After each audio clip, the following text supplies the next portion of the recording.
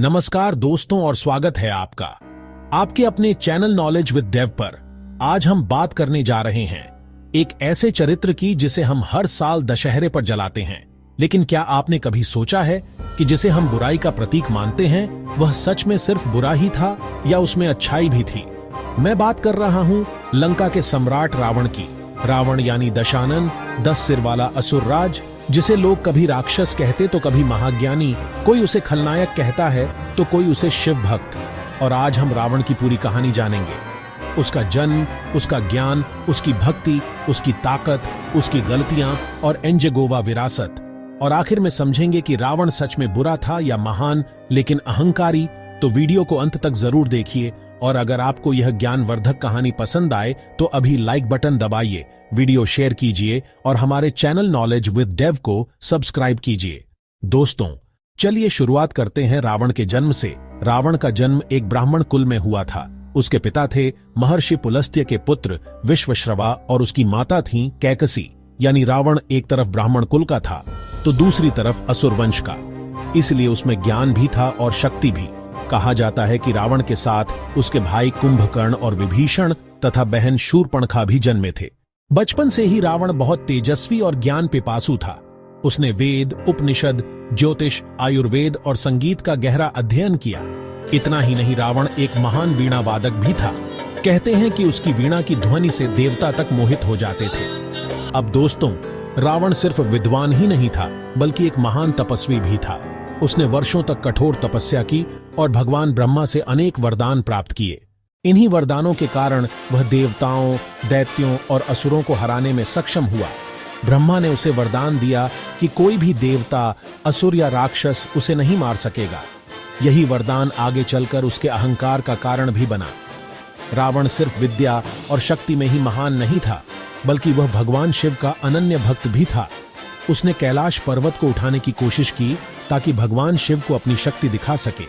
तब शिवजी ने अपने पैर की छोटी अंगुली से पर्वत को दबा दिया और रावण दब गया। तभी रावण ने दर्द से करुण पुकार करते हुए भगवान शिव की स्तुति में शिव तांडव स्तोत्र की रचना की। यह स्तोत्र आज भी इतना शक्तिशाली है कि लोग इसे श्रद्धा से गाते हैं। इससे साफ होता है कि रावण एक महान शिव भक्त था। दोस्तों, जब रावण बड़ा हुआ तो उसने अपने पराक्रम से लंका पर अधिकार किया। लंका पहले कुबेर का राज्य था लेकिन रावण ने उसे जीत लिया और सोने की लंका का राजा बन बैठा। कहते हैं कि उसकी लंका स्वर्ग से भी सुंदर थी। हर गली सोने से चमकती थी, महल आभूषणों से सजे थे और लोग समृद्ध थे। यानी रावण एक शक्तिशाली शासक भी था। उसके शासन में लंका एक स्वर्ण युग का अनुभव कर रही थी। लेकिन दोस्तों, हर महान इंसान में कुछ कमजोरियां भी होती हैं। रावण में सबसे बड़ी कमजोरी थी उसका अहंकार। उसे अपने ज्ञान और शक्ति पर इतना घमंड था कि वह खुद को देवताओं से भी बड़ा मानने लगा और यही अहंकार धीरे धीरे उसे विनाश की ओर ले गया। उसकी दूसरी कमजोरी थी उसकी काम वासना और महिलाओं के प्रति आकर्षण। कहते हैं कि रावण ने अपनी शक्ति और सामर्थ्य से कई स्त्रियों को बलपूर्वक अपने अधीन किया। लेकिन यह भी सच है कि उसने कभी माता सीता को छूने की कोशिश नहीं की।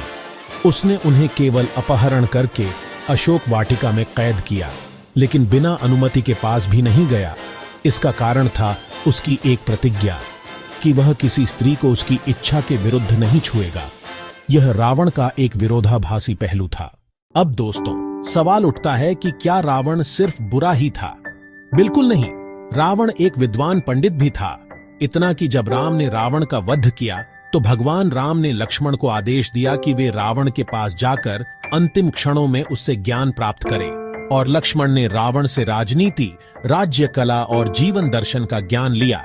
यानी रावण अपने शत्रु के लिए भी शिक्षक बन गया। दोस्तों, यह थी रावण की शुरुआती कहानी, जन्म, भक्ति, ज्ञान और सत्ता की। अब आगे बढ़ते हैं उसकी सबसे बड़ी भूल की ओर और वह थी सीता हरण। कहानी की शुरुआत होती है दंडकारण्य से, जहां उसकी बहन शूर्पणखा राम और लक्ष्मण से मिली। वह राम पर मोहित हो गई और विवाह का प्रस्ताव रखा। लेकिन राम ने सीता की ओर इशारा करके कहा कि वे विवाहित हैं, तो शूर्पणखा लक्ष्मण के पास गई। लक्ष्मण ने भी उसका उपहास किया। अपमानित होकर उसने सीता पर हमला करना चाहा। तभी लक्ष्मण ने उसकी नाक काट दी।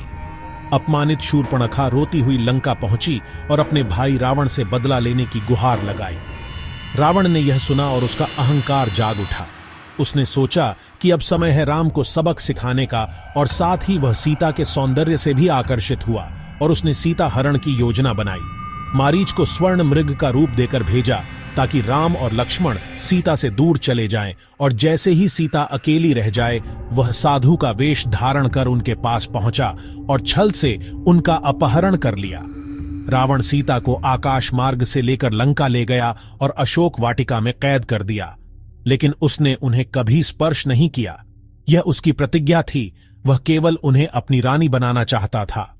यही घटना उसके पतन का कारण बनी, क्योंकि उसने न केवल एक स्त्री का अपहरण किया बल्कि धर्म का उल्लंघन भी किया और सीधे सीधे भगवान विष्णु के अवतार राम को अपना शत्रु बना लिया। राम ने वानरराज सुग्रीव और हनुमान के साथ मिलकर सीता की खोज शुरू की। हनुमान लंका पहुंचे, सीता को ढूंढ निकाला और रावण को चेतावनी दी कि अगर वह सीता को वापस नहीं करेगा तो लंका का विनाश निश्चित है। लेकिन रावण का अहंकार इतना बड़ा था कि उसने हनुमान को बंदी बना लिया और उनकी पूंछ में आग लगवा दी। हनुमान ने पूरी लंका जला डाली, लेकिन फिर भी रावण ने सीता को लौटाने से इनकार कर दिया। अब दोस्तों, इतिहास का सबसे महान युद्ध शुरू हुआ।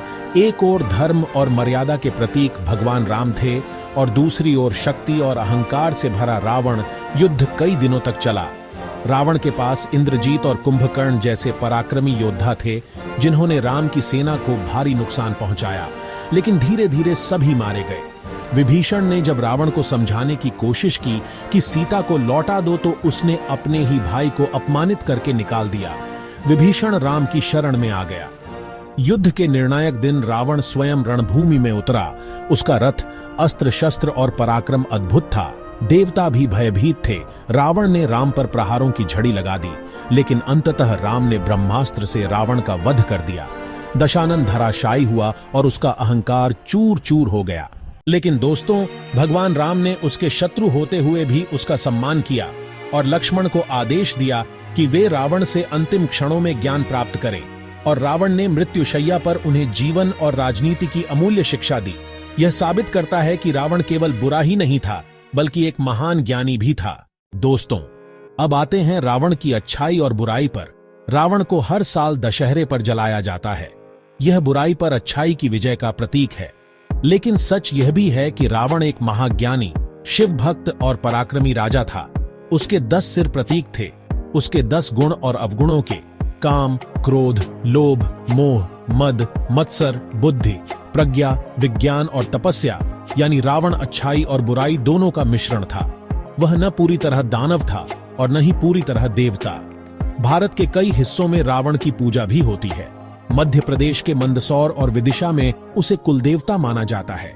राजस्थान के जोधपुर में उसे दामाद मानकर पूजा जाता है। उत्तर प्रदेश के बिसरक गांव को उसका जन्म स्थान माना जाता है और वहां दशहरे पर रावण दहन नहीं किया जाता।